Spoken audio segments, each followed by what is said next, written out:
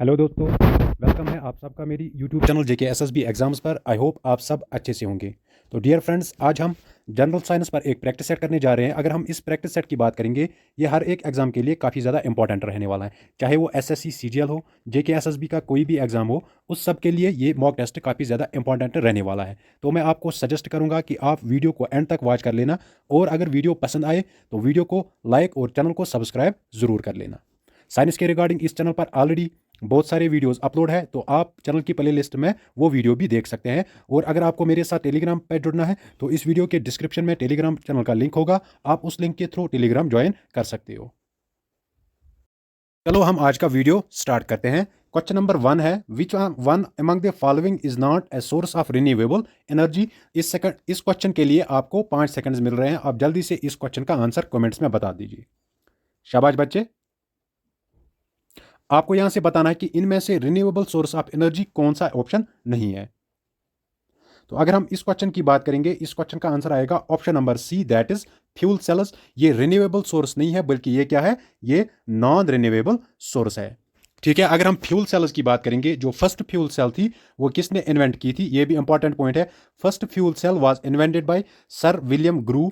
कब? 1838 में। और अगर हम रिन्यूएबल एनर्जी की बात करेंगे, वो क्या होते हैं, the sources of energy which are being produced continuously. ये वो सोर्सेज होते हैं जो कंटिन्यूअसली प्रोड्यूस होते हैं। अगर हम हाइड्रो इलेक्ट्रिसिटी की बात करेंगे, सोलर एनर्जी की बात करेंगे और एयर की बात करेंगे, ये रिन्यूएबल सोर्सेज ऑफ एनर्जी है, क्योंकि ये कंटिन्यूअसली प्रोड्यूस होते हैं।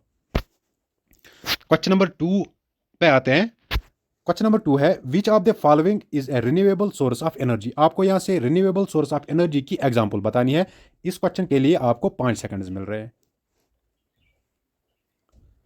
शाबाश बच्चे।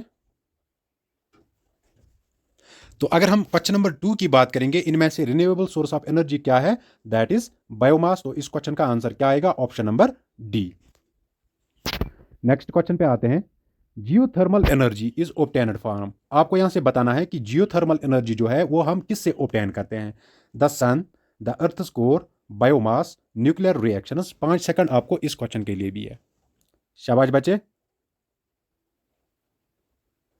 तो अगर हम क्वेश्चन नंबर 3 की बात करेंगे, इस क्वेश्चन का आंसर आएगा option number B, that is the earth's core. जो जियोथर्मल एनर्जी है ये हम कहां से ऑब्टेन करते हैं, from the earth's core. Question number 4 पे आते हैं। The process of generating electricity from nuclear energy is known as. आपको उस प्रोसेस का नाम बताना है जिससे हम जनरेट करते हैं electricity from nuclear energy. Option है nuclear fusion, nuclear fission, geothermal energy, solar energy. इस क्वेश्चन के लिए भी आपको 5 सेकंड मिल रहे हैं। शाबाश।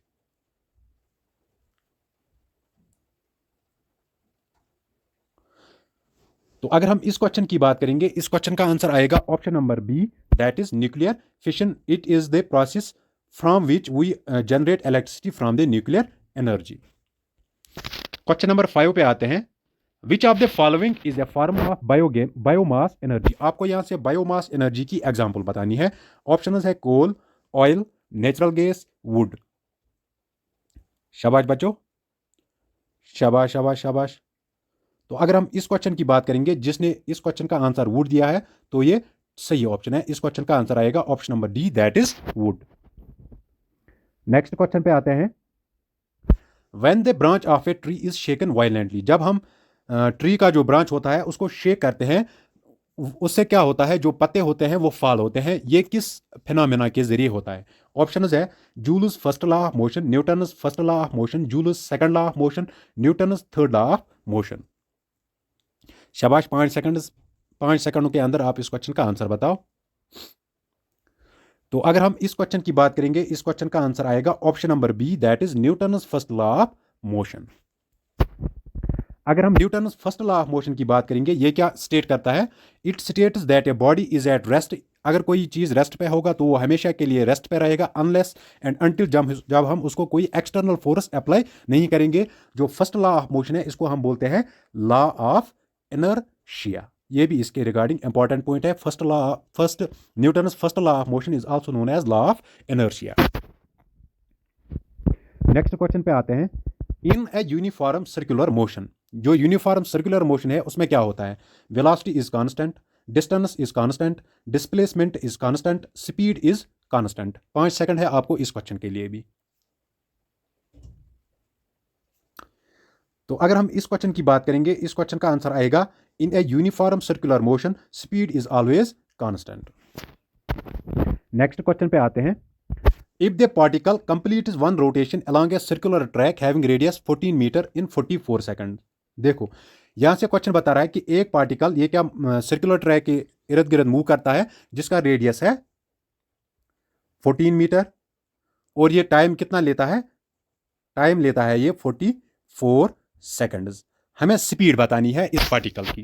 देखो ये हम कैसे करेंगे, हमें पता है ये एक सर्कुलर, ठीक है, सर्कल है, तो सर्कल के लिए हम क्या निकालते हैं, इसके लिए हम निकालते हैं सर्कमफ्रेंस। अगर हम सर्कमफ्रेंस ऑफ सर्कल की बात करेंगे वो किसके बराबर होता है, 2πr, ठीक है, तो वो किसके बराबर निकलेगा, 2 इंटू पाई का वैल्यू क्या रहेगा 22 डिवाइडेड बाई 7 इंटू आर क्या है 14, 7 1 आर 7, 7 2 आर 14।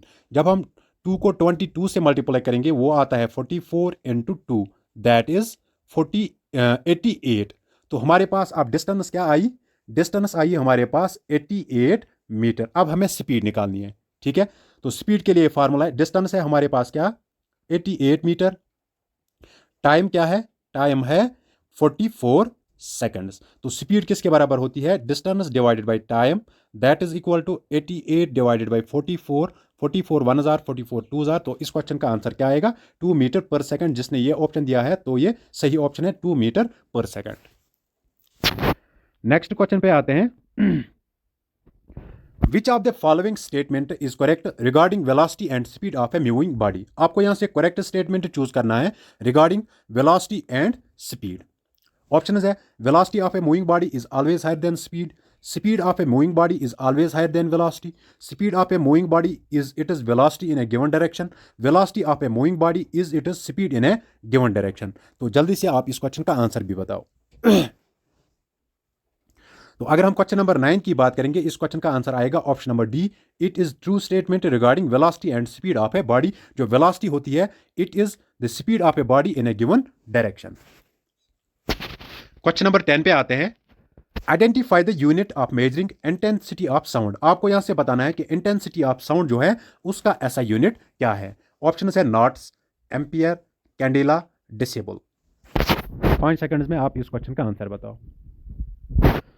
तो अगर हम साउंड की बात करेंगे इसका ऐसा यूनिट क्या है, दैट इज डेसिबल। साउंड हम किस में मेजर करते हैं, डेसिबल्स में। अगर हम नॉट की बात करेंगे, नॉट ये किसका ऐसा यूनिट है, स्पीड का। एम्पियर ये किसका है, इलेक्ट्रिक करंट का। और कैंडेला ये किसका ऐसा यूनिट है, ल्यूमिनस इंटेंसिटी। तो ये भी आपको याद रख लेना है क्योंकि ऐसा यूनिट्स पे एग्जाम्स में क्वेश्चन डेफिनेटली देखने को मिलेंगे। आगे बढ़ने से पहले अगर आपने अभी तक वीडियो को लाइक नहीं किया तो प्लीज़ जो इस वीडियो को वॉच कर रहे हैं इस वीडियो को लाइक भी किया करो ताकि इससे हमें थोड़ी बहुत मोटिवेशन मिलती है। नेक्स्ट क्वेश्चन पे आते हैं। Which of the following quantities does not have unit. आपको यहां से बताना है कि इनमें से किस क्वांटिटी का यूनिट नहीं होता है। Stress, force, temperature, pressure. Easy question है, 5 सेकंड्स आपको इसके लिए मिल रहे हैं। तो अगर हम क्वेश्चन नंबर 11 की बात करेंगे, इस क्वेश्चन का आंसर आएगा option number A, that is stress. जो स्ट्रेस होता है इसका कोई यूनिट नहीं होता है। अगर हम फोर्स की बात करेंगे, फोर्स का यूनिट क्या है, न्यूटन। टेम्परेचर की बात करेंगे, इसका यूनिट क्या है, केल्विन। और अगर हम प्रेशर की बात करेंगे, इसका यूनिट क्या है, पास्कल। नेक्स्ट क्वेश्चन पे आते हैं। An object travels 20 metre in 6 seconds. एक ऑब्जेक्ट क्या करता है 20 मीटर 6 सेकंड्स में, ठीक है, पहले इंस्टॉलमेंट में। दूसरे में ये क्या करता है, अनदर 30 मीटर इन 4 सेकंड्स, ठीक है। हमें इसकी एवरेज स्पीड बतानी है। क्या बतानी है, एवरेज स्पीड। देखो इसको हम कैसे करेंगे, एवरेज स्पीड वो किसके बराबर होती है, speed 1 plus speed 2 divided by 2। ये सम ऑफ स्पीड्स होता है, डिवाइडेड बाय जितनी वो स्पीड्स होंगे उनका सम करना है। तो स्पीड फर्स्ट वो क्या है हमारे पास 6, स्पीड सेकंड वो क्या है 4 divided by 2। 6 + 4 that is equal to 10 divided by 2। 10 को जब हम 2 से डिवाइड करेंगे तो इस क्वेश्चन का आंसर क्या आएगा 5 मीटर पर सेकंड। जिसने ये आंसर दिया है तो ये ठीक है। नेक्स्ट क्वेश्चन पे आते हैं। The second equation of motion gives the relation between. जो सेकंड लॉ ऑफ मोशन है उसमें किस किस के बीच में रिलेशन होती है, velocity and time, position and time, position and velocity, velocity and acceleration. तो शाबाश, आप जल्दी से इस क्वेश्चन का आंसर बताओ। तो अगर हम क्वेश्चन नंबर 13 की बात करेंगे, इस क्वेश्चन का आंसर क्या आएगा? Option number B, that is position and time. जो सेकंड इक्वेशन ऑफ मोशन है वो किसके बीच में रिलेशन देती है? Position and time. देखो, जब हम सेकंड इक्वेशन की बात करेंगे मोशन की, वो क्या है? S is equal to u t plus one half of a t square. जहां पर एस क्या है? डिस्टेंस, यू क्या है? इनिशियल वेलोसिटी, टी क्या है? टाइम, ए क्या है? Acceleration of the object. Which one of the following has maximum inertia? आपको यहां से बताना है कि इनमें से किस ऑब्जेक्ट का ज्यादा से ज्यादा इनर्शिया होगा। ऑप्शन है atom, molecule, one rupee coin, a cricket ball. तो अगर हम क्वेश्चन नंबर 14 की बात करेंगे, इस क्वेश्चन का आंसर आएगा option number D, that is cricket ball. Cricket ball क्यों आएगा यहाँ पर? क्रिकेट बॉल का मैक्सिमम इनर्शिया इनमें से क्यों होगा? क्योंकि जो इनर्शिया होता है ये किस पे डिपेंड होता है? मास पे डिपेंड होता है। जितना ज्यादा मास होगा उतना ज्यादा इनर्शिया हो। अगर हम एटम, मॉलिक्यूल और वन रुपी क्वीन की बात करेंगे, इनका मास क्रिकेट बॉल से कम होगा। तो इनमें से किसका ज्यादा इनर्शिया होगा? क्रिकेट बॉल का। नेक्स्ट क्वेश्चन पे आते हैं। A body of mass 8 kg is moving. एक बॉडी है, उसका मास क्या है? 8 kg, और वेलोसिटी क्या है? 4 मीटर पर सेकंड। हमें इसका क्या निकालना है? मोमेंटम निकालना है। ऑप्शन है यहां से 2, 64, 34, 4। तो अगर हम इस क्वेश्चन की बात करेंगे, इस क्वेश्चन का आंसर क्या आएगा? 32। हमारे पास क्या है? मास क्या है? 8, वेलोसिटी क्या है? 4। अगर हम मोमेंटम की बात करेंगे, मोमेंटम ये किसका प्रोडक्ट होता है? ये मास और वेलोसिटी का प्रोडक्ट होता है। मास हमारे पास 8 है, वेलोसिटी क्या है? 4। 8 4 जार 32। तो इस क्वेश्चन का आंसर क्या आएगा? 32। नेक्स्ट क्वेश्चन पे आते हैं। In cricket match while catching a fast moving ball a fielder in the ground gradually pulls. जब किसी फील्डर को कैच आता है तो वो ग्रेजुअली क्या करता है? वो अपने हाथों को बैकवर्ड ले जाता है बॉल को कैच करने के लिए। ये क्यों करता है वो? ठीक है। Is this because of Newton first law of motion, Newton second law of motion, Newton third law of motion, law of conservation of energy? शाबाश। तो अगर हम क्वेश्चन नंबर 16 की बात करेंगे, it is because of Newton second law of motion. अगर हम Newton second law of motion की बात करेंगे, ये क्या बोलता है? Change of momentum of an object is proportional to the applied force in the direction of the force. Force ये किसके बराबर होता है? Mass into acceleration. एम होता है मास, ए होता है एक्सेलरेशन। नेक्स्ट क्वेश्चन पे आते हैं। When the angle between force and displacement is 90 degree. जब फोर्स और डिस्प्लेसमेंट के बीच में एंगल 90 डिग्री होता है, उस वक्त वर्क डन क्या होता है? ऑप्शन है neutral, negative, zero because no work is done, positive. शाबाश। तो अगर हम क्वेश्चन नंबर 17 की बात करेंगे, इस क्वेश्चन का आंसर आएगा option number C, that is zero. जब एंगल किस किस के बीच में, फोर्स और डिस्प्लेसमेंट के बीच में 90 डिग्री होता है, उस वक्त वर्क डन क्या होता है? जीरो होता है। नेक्स्ट क्वेश्चन पे आते हैं। Name the physical quantity which is equal to the product of force and velocity. आपको यहां से बताना है, उस फिजिकल क्वांटिटी का नाम बताना है जो किसके बराबर होता है? Product of force and velocity. तो अगर हम इस क्वेश्चन की बात करेंगे, इस क्वेश्चन का आंसर आएगा पावर। जो पावर होता है वो किसके बराबर होता है? Product of force and velocity. अगर हम पावर की बात करेंगे, पावर क्या है? ये एक स्केलर क्वांटिटी है। It is defined as work done per unit time. अगर हम इसके ऐसा यूनिट की बात करेंगे, वो क्या है? वाट। नेक्स्ट क्वेश्चन पे आते हैं। Which one of the following statement about energy is correct. आपको एनर्जी के रिगार्डिंग यहां से करेक्ट स्टेटमेंट चूज करना है।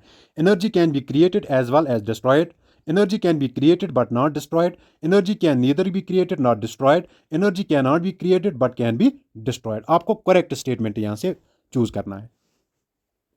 शाबाश बच्चे। तो अगर हम क्वेश्चन नंबर 19 की बात करेंगे, इस क्वेश्चन का आंसर आएगा option number C, that is energy can neither be created nor destroyed. देखो, अगर हम एनर्जी की बात करेंगे, एनर्जी क्या होता है? The capacity of an body to do work is called energy. अगर हम ये law of conservation of energy ये क्या बोलता है? It states that energy of an object can neither be created not destroyed, it can only be converted from one form to another. अगर हम example देखेंगे, अगर हम इलेक्ट्रिक हीटर की बात करेंगे, यहाँ पे क्या होता है? इलेक्ट्रिक एनर्जी ये किस में कन्वर्ट होती है? हीट एनर्जी में। यहाँ पर हीट ना क्रिएट होती है ना डिस्ट्रॉय होती है, बट इसको क्या होता है? One form of energy is converted to another form of energy. अगर हम कंजर्वेशन ऑफ एनर्जी की बात करेंगे, law of conservation of energy, ये किसने दिया था? ये दिया था जूलियस मायर ने। तो ये पॉइंट भी आप नोट डाउन कर लेना। नेक्स्ट क्वेश्चन पे आते हैं, which one among the following about gravitational force is not correct. आपको यहां से ग्रेविटेशनल फोर्स के रिगार्डिंग इनकरेक्ट स्टेटमेंट चूज करना है। It is experienced by all bodies in the universe, it is a dominant force between celestial bodies, it is a negligible force for atoms, it is same for all pair of bodies in our universe. Incorrect statement आपको choose करना है। शाबाश। तो अगर हम question number 20 की बात करेंगे, इस क्वेश्चन का आंसर आएगा option number D, that is it is same for all pairs of. ये सेम नहीं होता है बल्कि ये डिफरेंट होता है।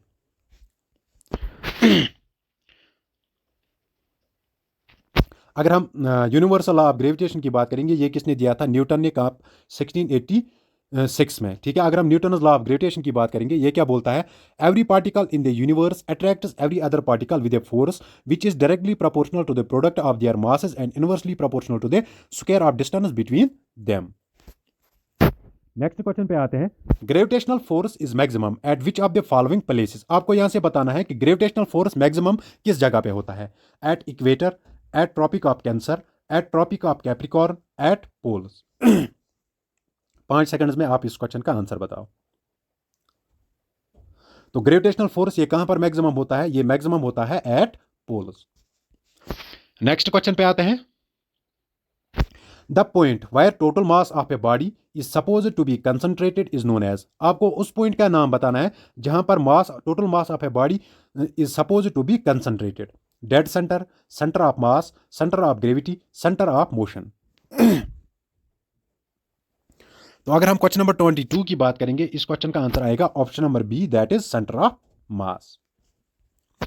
नेक्स्ट क्वेश्चन पे आते हैं, which of the following is not a characteristic of a solid. आपको यहां से सॉलिड का कैरेक्टरिस्टिक इनमें से बताना है कि कौन सा ऑप्शन नहीं है। High compressibility, high density, regular shape, high rigidity.